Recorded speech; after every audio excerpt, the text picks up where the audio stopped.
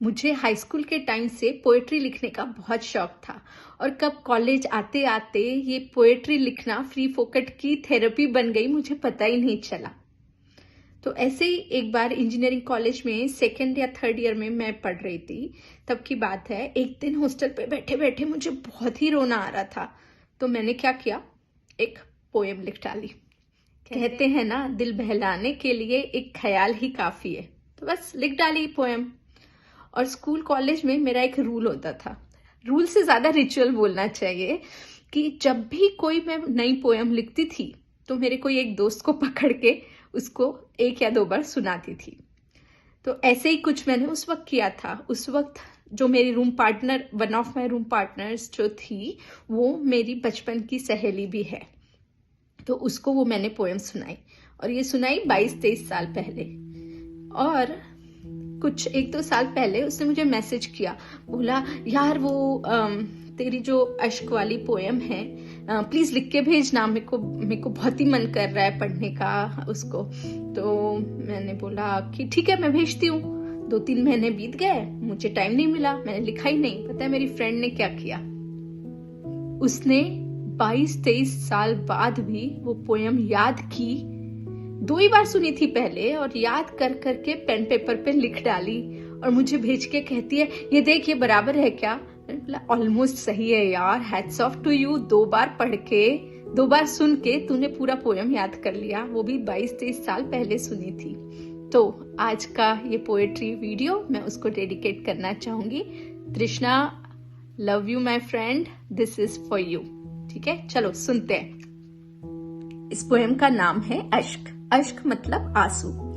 तो जब मैं रो रही थी, जो मेरे आंसू निकल रहे थे, तो मेरा इमेजिनेशन ये था कि मेरे आंसुओं से मुझे अपने कोई चाहने वाले की आवाज आ रही है और वो मेरे साथ कॉन्वर्सेशन कर रही है, और उसी बारे में ये पोएम लिखी थी।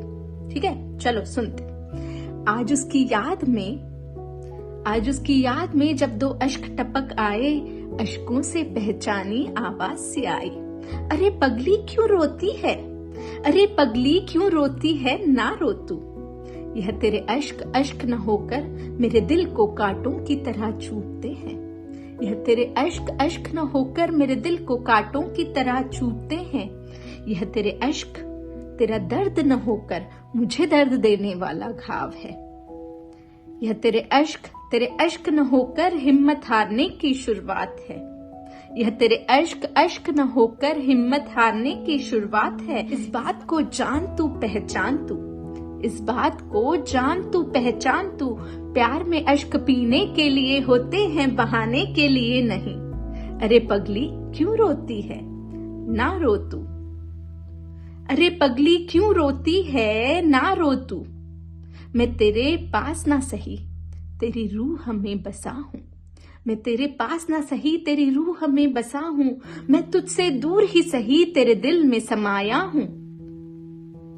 तुझे याद करना मेरे बस में नहीं, तुझे याद करना मेरे बस में नहीं, क्योंकि एक पल के लिए भी मैं तुझे भुलाता नहीं। कभी ये अश्क मेरी याद में बहाना नहीं, यह कहता हूँ मैं। कभी ये अश्क मेरी याद में बहाना नहीं, यह कहता हूँ मैं। अब तेरी हंसी सुनना चाहता हूँ मैं। इतने में मैं हंस पड़ी और बोल दिया, अरे पगले, यह मेरे अश्क न होकर तुझसे मिलने का बहाना था। यह मेरे अश्क न होकर तुझसे मिलने का बहाना था।